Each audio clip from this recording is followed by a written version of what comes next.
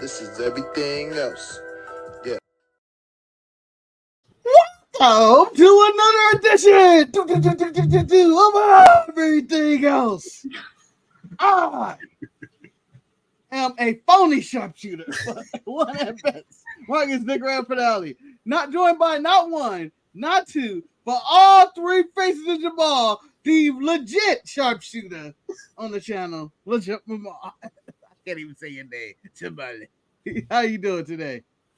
I'm doing fantastic today. I'm doing fantastic. If at any point in time during the show that I have to step away, well, it's not stepping away. It's just lifting up my little man that's on the side of me. Action Jackson's over here. So if you ever hear anything, then that's what I did. Daddy duties come first. Daddy, you know what? We're about good fathers. He's not going to pull a Rey Mysterio, okay? And be a dad. The man's a father. Rey Mysterio. He's not going to have. He's a Chad Gable, not a Rey Mysterio, helping his. I know the actors do, but helping. We ain't out here being Kurt Angles. Yeah, he's like a Dijak, protecting him from the violence. Although Dijak last night crossed the line into the points of might be my favorite wrestler right now. Whipping a man and then throwing the belt at a crying kid. Savage. Anyway, we're not here to talk about Dijak. I don't think he makes any of our lists, even though you know what? Probably can make a top 25. If this was not a WWE list, he would definitely make. I mean, him and Keith Lee. He has a career. He has there. Yeah. That whole the Keith Lee magic. Even his recent Dragunov match that he had, I mean, he's a really good wrestler who's had little nuggets here and there in time that you go like, fuck, why isn't this guy bigger than it? But we're not here to talk about Dijak. All right, so cagematch.com or whatever, the internet database, basically the Rotten Tomatoes of wrestling matches, released their top 5 matches that are rated over the time. I am about to list all these off, and tell me who the GOAT of wrestling is at the end of this is apparently Ilya Dragunov. Because number 1, Dragunov Walter, NXT UK. Number 2, Andrade versus Gargano, NXT TakeOver Philadelphia. Not bad. Dragunov Walter, TakeOver 36. Brett and Steve Austin, WrestleMania 13. WrestleMania 13? Yeah. Iconic. That's the iconic match. The bleeding. Iconic t-shirt. Just iconic. Like, to me, that match, for me, on my personal list on this thing, I just left that off because I thought that is, to me, a perfect match. It was something I've never seen before. Perfect blend. Yeah, heel versus face. And the heel in the story turns into the face at the end. Because Bret Hart is at the point of, I'm about to be an anti-American guy. And Steve Austin's this full rise of just carnage that is wreaking the WWE. And then he bleeds out and passes out. And you just like, that's the world's toughest son of a bitch right there. So, just missed my list. What are some of your honorable mentions on your top 5 lists of matches, WWE matches of all time? Well, I know a lot of people are going to be disappointed with me with this one, but like Stone Cold The Rock, WrestleMania 17,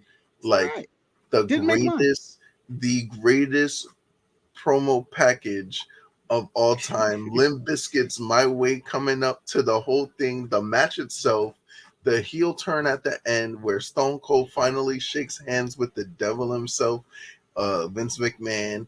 And then this is when we get Stone Cold's heel Disturbed soundtrack, the next one I'm gonna get. Like, it was just top to bottom. That entire WrestleMania's card was just incredible, and that match put the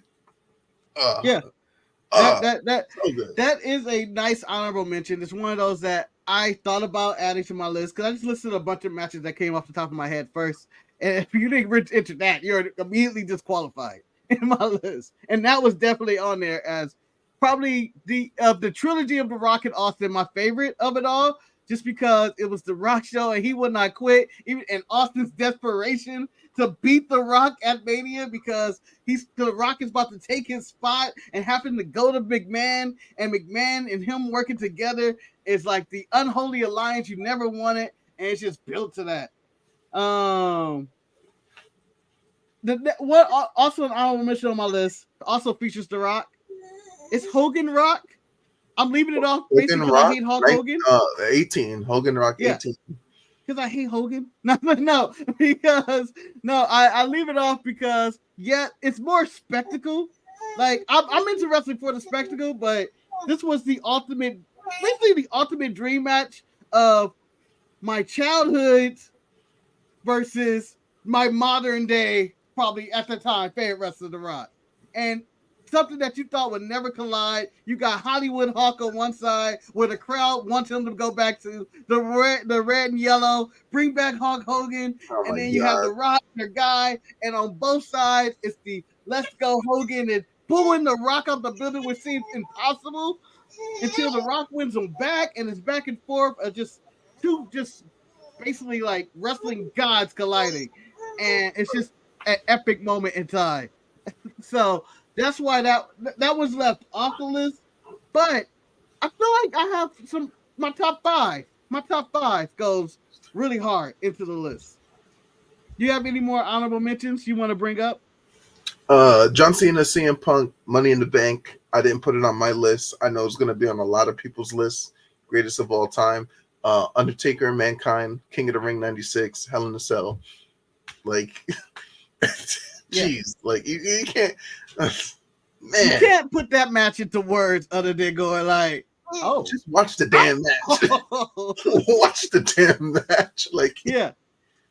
There's actually a good way to watch this match without killing your time. I mean, like, it does kill your time a little bit, but like they have Undertaker and Mick Foley discussing the match years later after the match happened and stuff like that. So if you really want to get an in-depth look on that match, watch I believe like WWE has like this thing where it's just type in Undertaker, Mick Foley review their King of the Ring Hell in a Cell match. Manny, I 100% disagree with you on this yours. This is a great match. This to me, it's just a show of will and just it's just damn, like God damn. So here we go. I will start with my number 5. My number 5, NXT TakeOver Dallas. Sami Zayn as acting grunts going, yeah, right. NXT don't count. But no, it's Sami Zayn, Shinsuke Nakamura, the debut of Shinsuke into the WWE. And this is just coming off. He's just leaving Wrestle Kingdom. He just got jumped out with AJ, who was also jumped out of Bullet Club on the same night and whatever. And, you know, Sammy, the heart and soul of NXT at the time, as it's being advertised. I just recently went back and watched this match. It was like, let's see. And then right off the jump, you get Shinsuke's entrance, and it's just magic from there. It's just like the crowd is bananas. It's a holy shit chant. And oh my God, this is awesome. Right off the jump, they haven't even started the match. The bell hasn't rung. The first time that you heard Shinsuke's WWE music for the first time ever in the history of history, and when you hear the violin start playing, and you hear that dun na na na na na, and then the build up to like crescendos to when you finally see the man, and like that whole Dallas crowd was bonkers for this man. Like they went crazy, and they didn't even touch yet. They didn't even fucking touch yet. Nothing touched. And the thing is about Shinsuke's entrance in this one, and I know this is not going to be, this is just number 5. It's just that it's so perfect. The song felt like it's always been there. Everything just felt electric at that. Everything just was right. Like, and it changed me. I was in Dallas, but did not go to this show. Went to the Hall of Fame, went to WrestleMania, could not get into the show. The show was already sold out. It was it was extra money for tickets. And it's just going like, I wish I was there. And even when I was watching it on the rewatch, I was going like, I could have been there. Cause that match it starts off and it's fast, it's high paced, and you see Nakamura as a monster, and then you think, okay, we're coming to an end. It's coming to Shinsuke's grabbing an armbar and stuff is happening, but then it goes into another match. It feels like a third gear. It was like 3 matches in one. Like one was a feeling out process of a match. Then Shinsuke turned it on. Then Sammy turned it on, and then Sammy turned it on, but he just got hit with that Kinshasa dog. And once you get hit with Nakamura's knee, not The Rock's knees, but Nakamura's knees, then you get knocked the hell out. So. Yeah, and to me that it was just absolutely it was stunning. And then even the end, because this is also one of Sammy's farewell matches of NXT. I think he had 1 or 2 one-offs here and there. Like later, years down the line or something. But this was his send-off match, and he just lost, and he has his agony of defeat, and he just looks at Shin, and he just like, you're a fucking different animal. He doesn't say it, but you see it in his eyes like, that is different. And it was that was the end of that match. What's your number 5, Jamal? Unless you want my number 5, WrestleMania 21, HBK, Shawn Michaels versus Kurt Angle. Ooh. One of the all-time classic matches that you'll ever watch. Just the back and forth between HBK and Kurt Angle. Kurt Angle, one of the greatest to ever do it. Shawn Michaels already established as one of the greatest to ever fucking do it. Just 2 top-notch athletes. This is before Kurt Angle. This is HBK in his olden prime. Man, what a match. And then sensational Sherry, the promo, the sexy Kurt, make your ankle hurt. That's this match right here. So to me when I think of Kurt Angle matches, this is in my top 3 favorite Kurt Angle matches of all time. This is for me, number 1 for weirdly is probably Undertaker or some weird shit. Him and Undertaker clicked. Kurt Angle and Undertaker clicked. I don't know. For me, those are great. My top Kurt Angle match is probably a TNA match.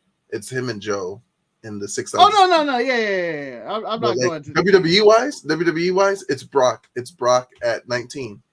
Brock almost broke his neck. And that's 20. That's 20. No, that's 19. That's 20. That's 19. It's 20.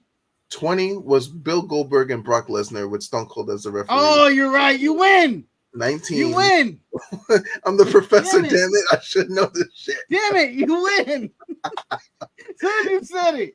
As soon as you said it, I remember the stank on that match at the end.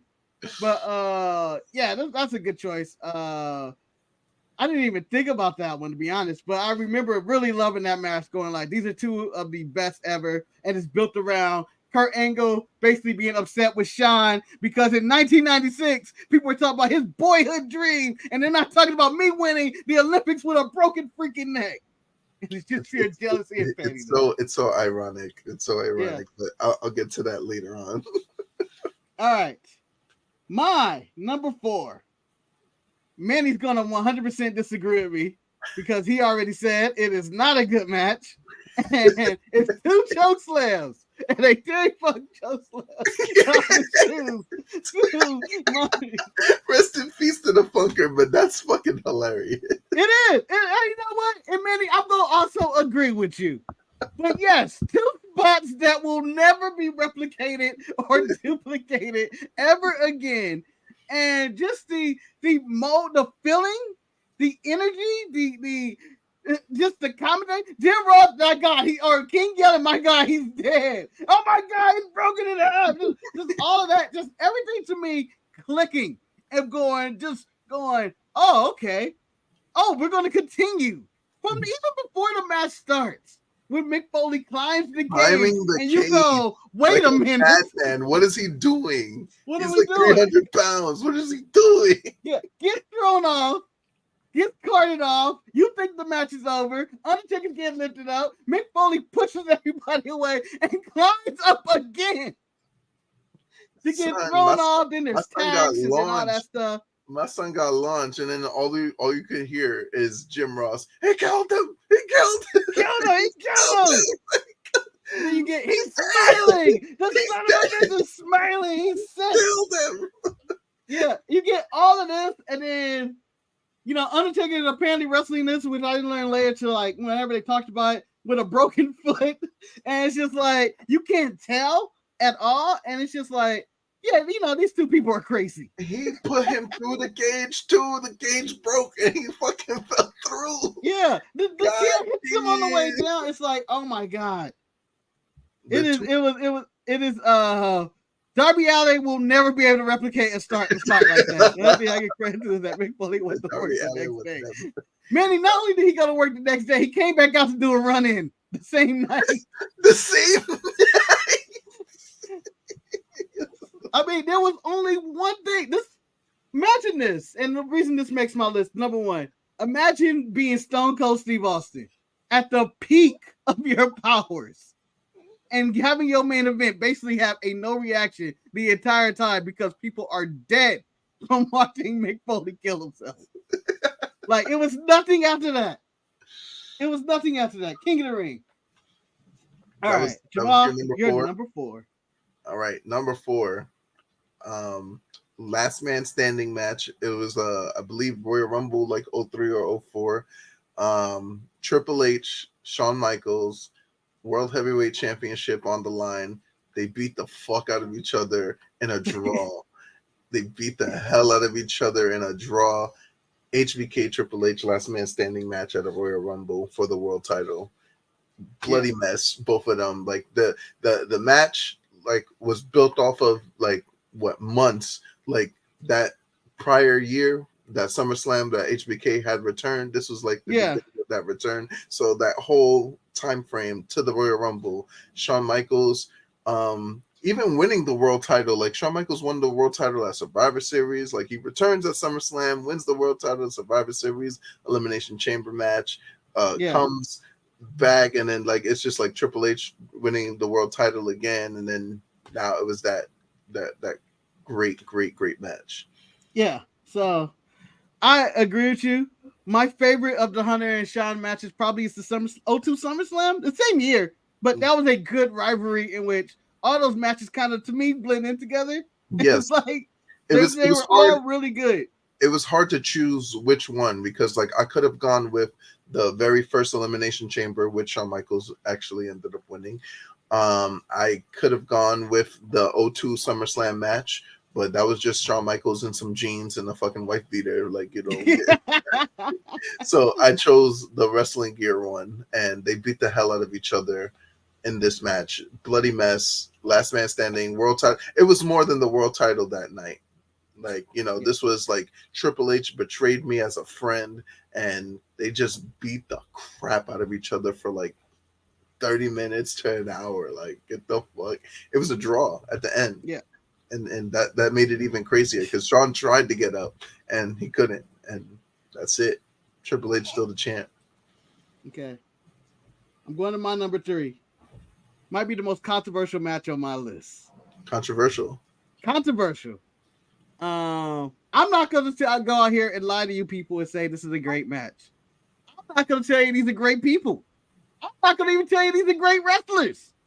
I'm going to tell you from what my childhood, and even when I rewatched it today, I still get the same emotion and chills I get out of this.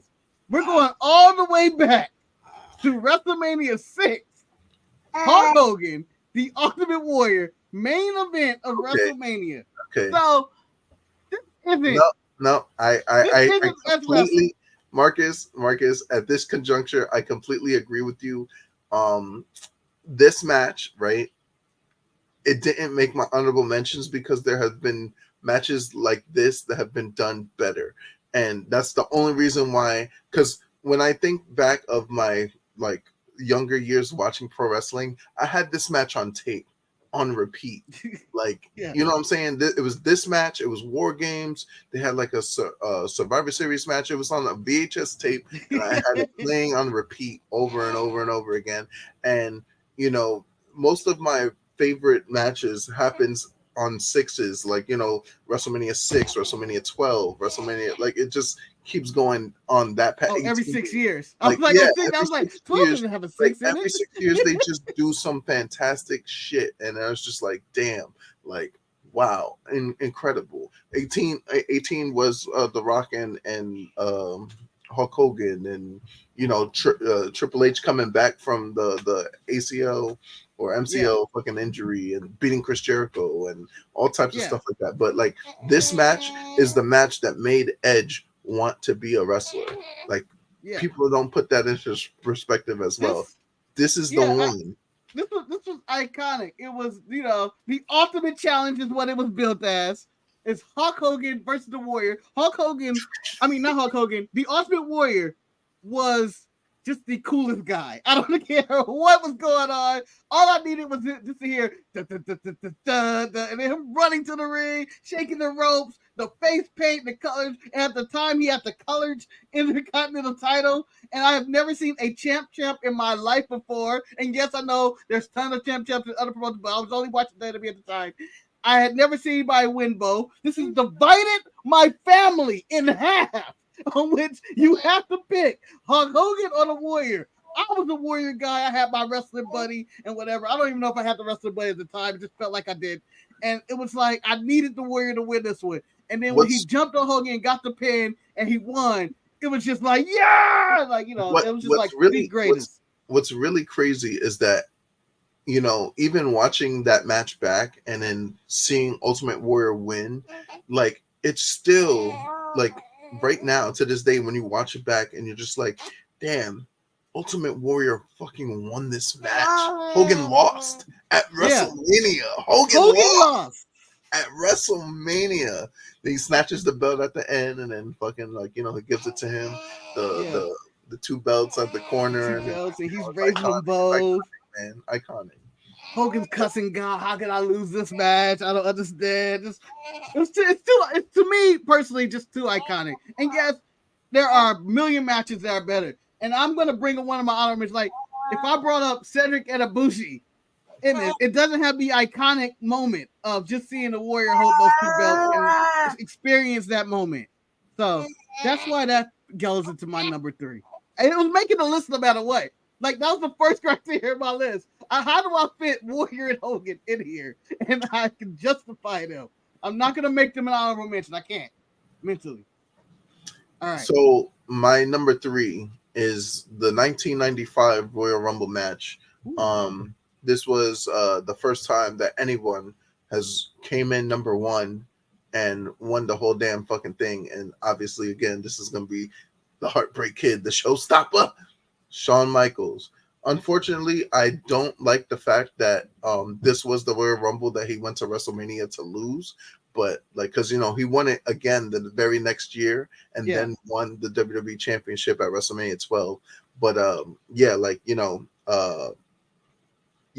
came in number 1 and ended up winning the whole thing. If you wanted to show a test of endurance, I mean, like, people were talking about Ric Flair doing it at number 2. But Shawn Michaels did it at number 1. I mean, number 1 and number 2 is basically the same fucking thing.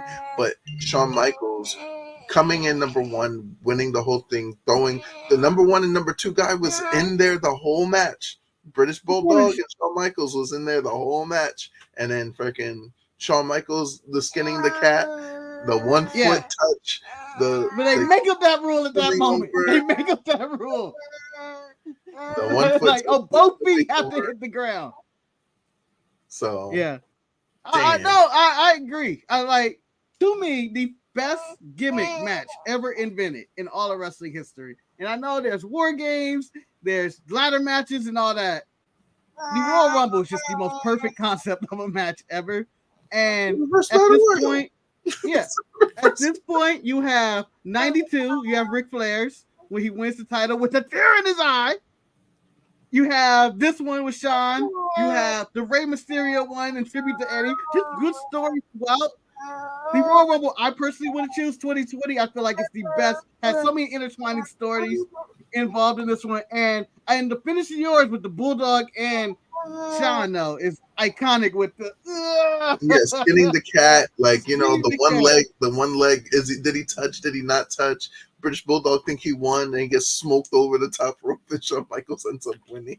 As we do top 5 WWE matches, I'm curious what the listeners would be in just top 5 Shawn Michaels matches, because it boils down to, I'm going to say this, and I'm going to be frank, and this is in front of a child. It boils down to this motherfucker had matches. You said you just think about it. Shawn Michaels had matches. It's just absolutely every match WWE has done. You can see imagine Shawn Michaels has done it, and he probably was the best at it. Whether it's a Rumble, a ladder match, just a regular singles match, dream matches, whatever. I left that shit alone. I left him and Scott Hall, Razor Ramon. I left that off. That off. It was good, but I've seen ladder matches done better. A la Eddie Guerrero, Rey Mysterio, I Am Your Papi. Yeah, or just any TLC match involving the Dudleys, Edge, and Christian Hardys, which they try to kill. That's even off. Yeah, I left them off, and I don't know how I feel about that because I feel like that match is too iconic. The TLC. If I'm showing people pro wrestling, they're like, oh, why do you watch this shit? And then I'll just show them TLC. Doesn't matter which one, just show them. Even WrestleMania 2000, the triple threat ladder match, I'll show them that shit too. Like, damn. I'm showing 17. 17 would be the one. But and then also honorable Shawn Michaels mentioned the retirement of Ric Flair, underrated match in time. Yes, it ends with the emotion, and I'm loving it. I'm sorry. It's the first wrestling match that almost made me cry. I might change my number 5. That might be my number 5. It meant more than the Kurt Angle, but damn, that might be my number 5 or my number 6 at least. All right, my number 2. We're going back to what I will describe as my favorite era of wrestling, the greatest run in wrestling history: NXT Black and Gold Takeover runs. Unbeatable, but they outdid themselves on this show. NXT Brooklyn, Sasha versus Bayley for the NXT Women's title. In a time where women's wrestling WWE meant nothing, except for in NXT where Triple H was trying to build it up. These two women go out there and put on a classic where it's just like, oh, we're going here. Oh, what? They're doing Poison Rollins. Oh, she's jumping off there. Oh, she's stepping on her hand. Oh my God, the crowd is buzzing I've never heard a crowd buzz before. The one time that people didn't think Squasher was going to squash, and she wasn't even Squasher Banks yet. She wasn't Squasher yet. She was still Sasha. She was the boss. She came in with her little entourage. Hello entourage. She came in with the big ass fucking Escalade thing coming in. But this was her longest title reign, right? I believe the NXT run, right? It wasn't that long. No, but I believe this was her longest one before Bayley took it from her. Her longest title reign had to be that tag team championships that her and Bayley won. Oh yeah. That was peak. That was peak Sasha Bayley right there. The pandemic Sasha Bayley was running all 3 shows with the women's tag team title and Bayley as the longest waiting women's title, I think at the time or whatever. And it was just like that was an era. But you go back to NXT Brooklyn and it's just like, what the hell? What the hell is this? It's just too iconic. Even I believe it was Woods who said, I think it's his favorite wrestling match of all time. And in the rewatch and watching it's going like, fuck, it was better than I remember it. That's how good it was. Like I already had it like this is my top 5. And then I watched it again, it was like, fuck, this might be number 2. To put it in perspective, if you're talking about WrestleMania, NXT TakeOver Brooklyn, you don't even talk about the main event. Who remembers the main event? Nobody knows because Sasha and Bayley stole the fucking show. Yeah. That's all anybody's going to talk about. Yeah. I don't care. If you go back and watch it, you'll see it and you're like, oh, yeah, like this, or this happened, or it might have been Andrade, it might have been Bobby Roode, it might have been Drew, it might have been somebody. It could have been anybody. You don't care. Nobody cares. It could be Demon Finn. Nobody cares. I don't care. Because those ladies stole the fucking show. They stole the show, and like that year for me at wrestling, it was just like every match. Yeah, that was a good match. It wasn't no Sasha Bayley. All right, let me take you back to 1996, number 2, WrestleMania 12. Let me bring it back. That boyhood dream. that we were just talking about earlier. Shawn Michaels completes it finally by becoming the WWE champion, the WWF champion for the first time in the history of history. Him and Bret Hart, Iron Man match, first time ever. WrestleMania 12, probably one of the worst WrestleManias of all time if it wasn't for this match.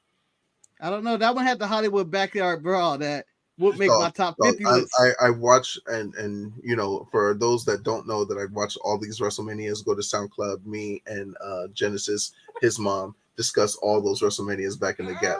But WrestleMania 12 is probably the worst of the WrestleManias that ever happened. It's a notch above number 2.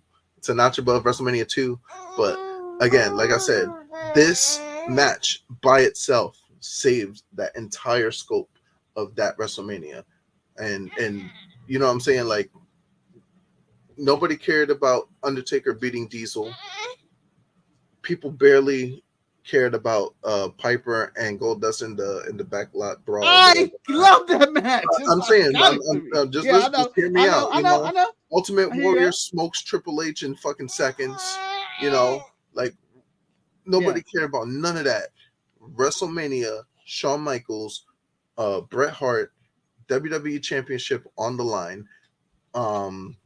Is the Iron Man match. It goes the whole hour. Bret survives. He's walking off. They call him back. Sudden death rules. And Shawn Michaels hits him with that fucking super kick. And man, what a pin. Just the iconic pin that he does. He's looking at the ref, pleading for him to get that 3 count. Once he gets the 3, he's in the ring. He's like almost brought to tears. He's got the belt for the first time, and he's like crying. Like, he's just like, you felt everything from Vince McMahon saying the boyhood dream has come true to the results. And oh my God, it was just so good. So fucking good. From even before the match, Shawn Michaels comes out the rafters, you know, with the fucking rope and goes, oh yeah, look at this. You already know how iconic Bret Hart's entrance is, and then Shawn Michaels has the audacity to come from the fucking rafters. Yeah, the white trunks with the gold hearts, and oh my God, it's so good. And so this match, I remember seeing, you know, it was in Anaheim. 2 broke to a 10 at the time as a child, you know, but was able to watch it on illegal pay-per-view through squiggly lines and no sound. Hot box, baby. Yeah, no sound, black and white, squiggly lines, and you watch this match. No sound?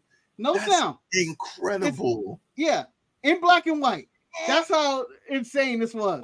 And so we're watching this, and it's about an hour, you know, it's an Iron Man match, hour long. Match never been done. Didn't know what an Iron Man match was, even though they hyped it up. Piper's like, 1 match, you know, 1 hour, and all that. Still didn't care.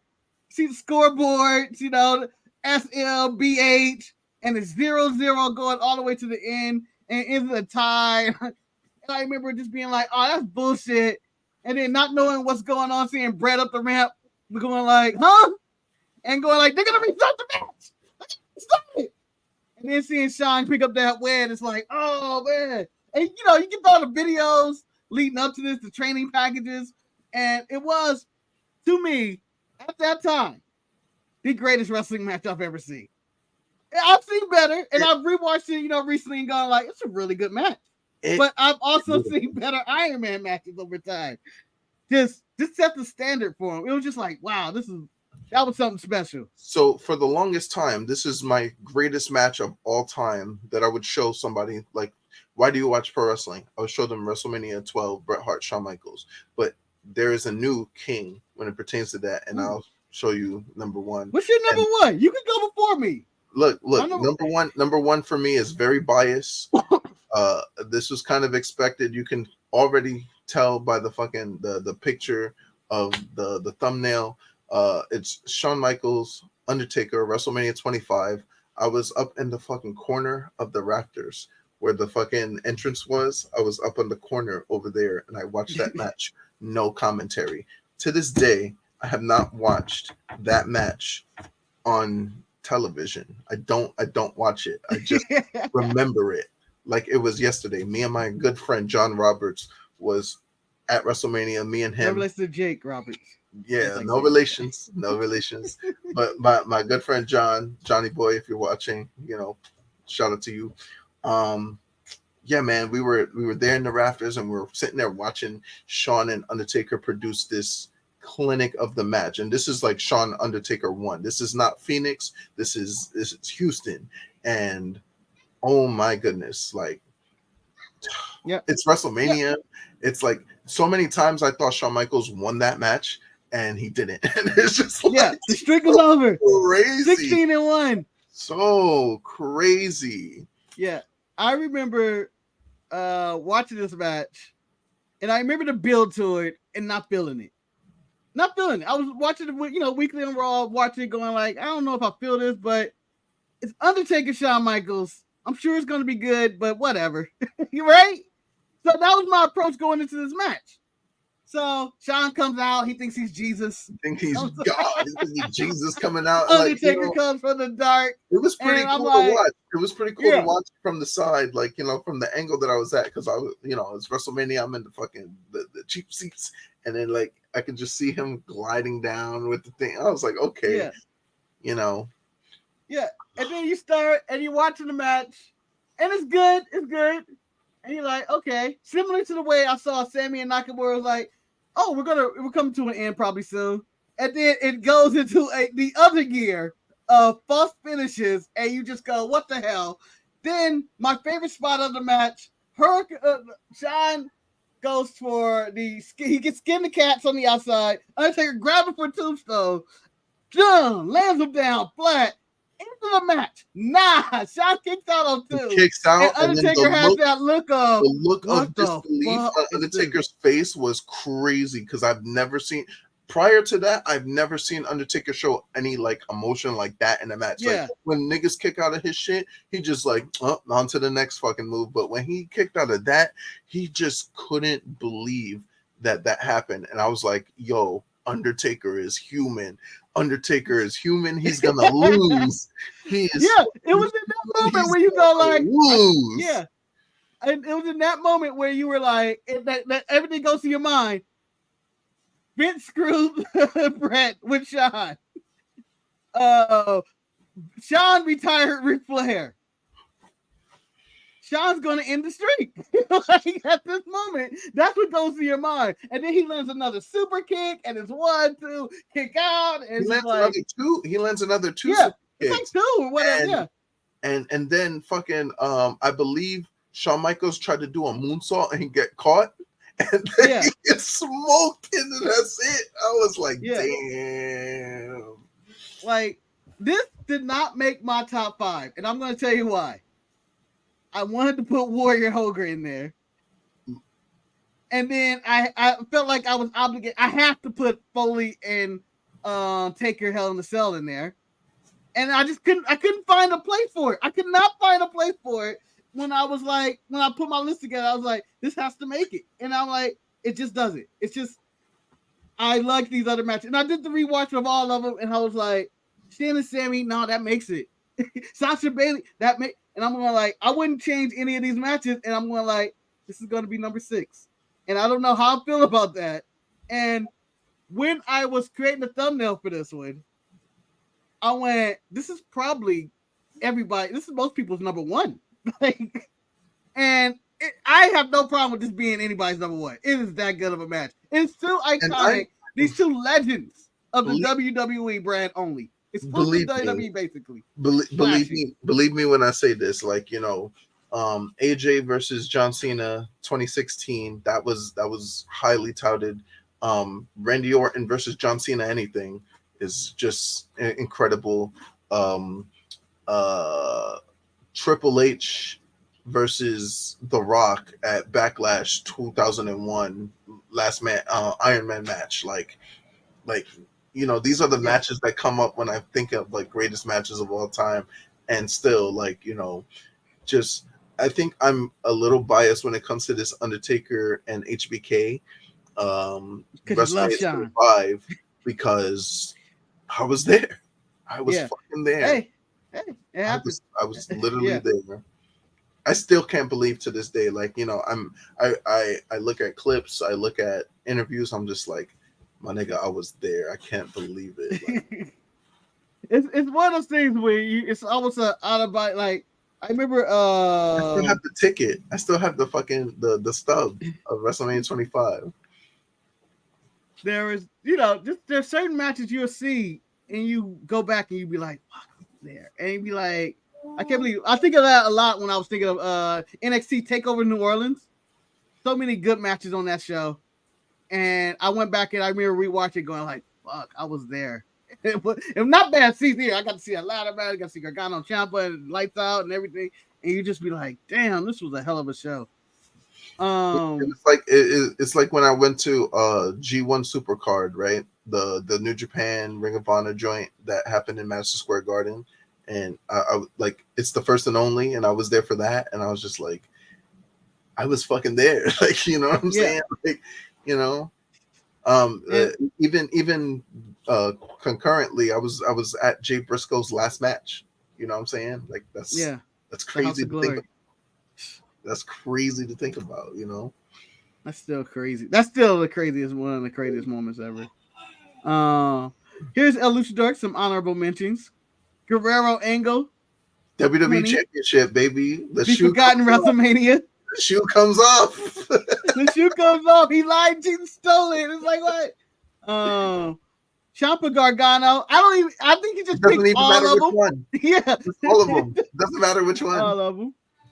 Austin and Brett 13, just one of the most iconic matches in history. The one that pushes Steve Austin over the edge. Just beautiful. Just, I don't know if there's a better story told in a match than that one. Like, that's how good, except for my number one. just because the ladies didn't get enough love, like, because I think Sasha and Bayley was your pick for number 3 or number two. So honorable mention, Rhea Ripley, Charlotte Flair, this last WrestleMania that happened. Classic. I don't care what nobody says, that match is a classic. Manny already knows. Tatanka Luga, the sellout feud. No. Number one. Yokozuna versus Lex Luger. Him coming off the helicopter. How you gonna leave this iconic match alone? Okay, it's Undertaker versus Jimmy Superfly Snuka, WrestleMania. No. We're gonna talk about Undertaker matches. It's him and Giant Gonzalez. Yeah, WrestleMania 9, baby. The only person Undertaker did not pin at WrestleMania. So take that for your strength. I was in there. Bullshit. He put Mark Henry in a casket. Stop it. Oh, well, you know what I mean. He won by DQ. Against Giant Gonzalez. That's what I mean. He didn't follow the sanctity of the rules. But my number one. Nathan Jones finished that match at 19. Maybe that's their next ranking of the top Undertaker streak matches. Ooh. That's a good list. That's a good down. You got everything. But anyway, let's not get sidetracked. My number one, we're going back to 2011. A difficult time here in WWE. A lot of politics.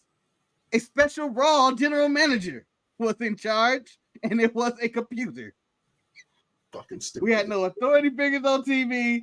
John Cena was running roughshod with the spinner belt, and his opponent at the time, Mr. Phil Brooks, the controversial Phil Brooks, CM Punk, was just moving on from the Straight Edge Society, became leader of Nexus, was in a weird spot, contract expiry, and is now the number one contender for the WWE title. We just get pipe bomb speech, and he's talking about, he can go to Ring of Honor, him and Cole Cabana still friends and everything. And Vince McMahon says, you cannot lose this match, John Cena. Otherwise, I will fire your ass. The place, Chicago. Hometown of CM Punk. John Cena would be on the road. There's a promo about John Cena now being the Yankees. There's ice cream balls involved. Vince McMahon apologized. The fucking pipe bomb, like everything, man. And then you get all this video package to start the Money in the Bank pay-per-view. Till you get to this main event that's like 45 minutes long. I don't know how long. It's fucking long. And they go on and on. And you just go, you see the desperation of both wrestlers, Punk and Cena. You got the hype of the crowd, a crowd that had the intensity of the Cena versus Van Dam Punk. I mean, the Van Dam match in ECW One Night Stand 2.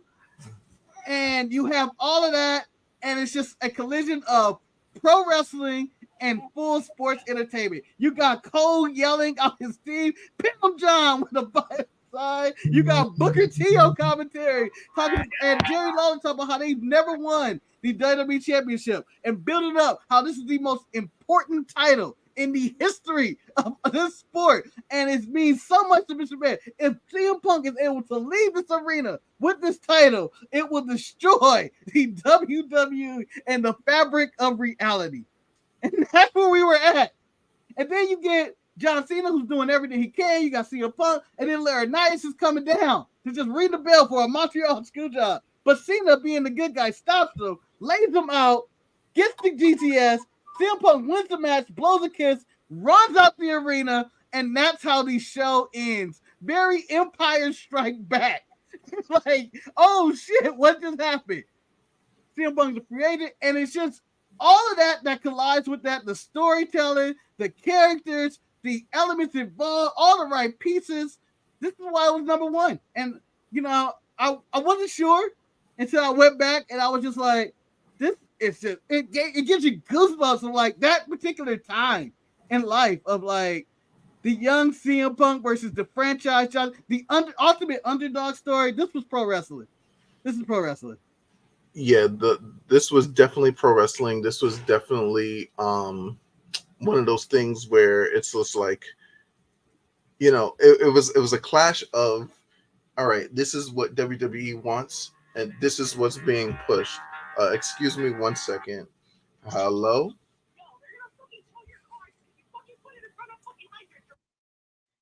I have muted Jamal for the time being. But yeah, that was my number one.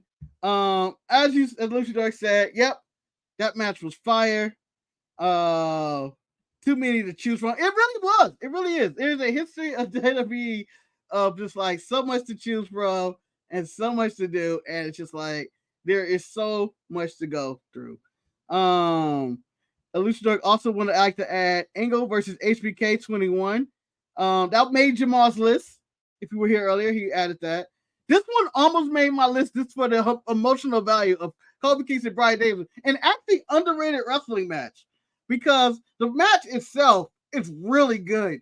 More people just remember the moment of what it meant for the culture, including myself and everybody around, like for Kofi Kingston to win that title. Something that I don't think I could have ever imagined Kofi Kingston to win that title back when he was, you know, Jamaican accent, all the SOS and destroying Randy Orton's car. And you just get to that moment and you just like, wow, it hits. It hits very much. I think Alicia Doris is going to be blasphemous. I don't know what this is referring to. Maybe Kofi Kingston. As he says, some people may take away a black card for that. And it has been if you don't. But no, I just think that's a really good match. And it's what Bryan Danielson also has added. It's his favorite match. It was a match where he went in as a heel, as Mr. I've got my hemp title and everything, and he's going at it, and he's just in his full vein of zing green, and he has to be the guy to hold the entire culture behind, and he delivers on that. I just feel like it.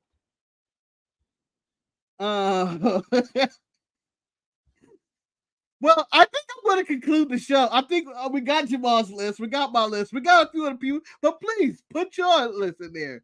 And Luchador, yes, as we go forward with this show on Wednesdays, it will be a different, more of a rebranding type of show. More lists, more talking about just more nostalgia in matches, and even coming to current stuff.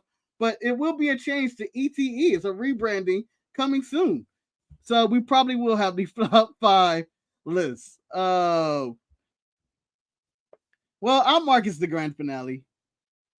I hope you guys enjoyed this rendition of ETE. If you want to know why the podcast sweater wasn't used, I had to go to the DMV right before I did this show, and I ended up coming in fresh from the DMV to do the show. So I had real clothes on and not podcast clothes on.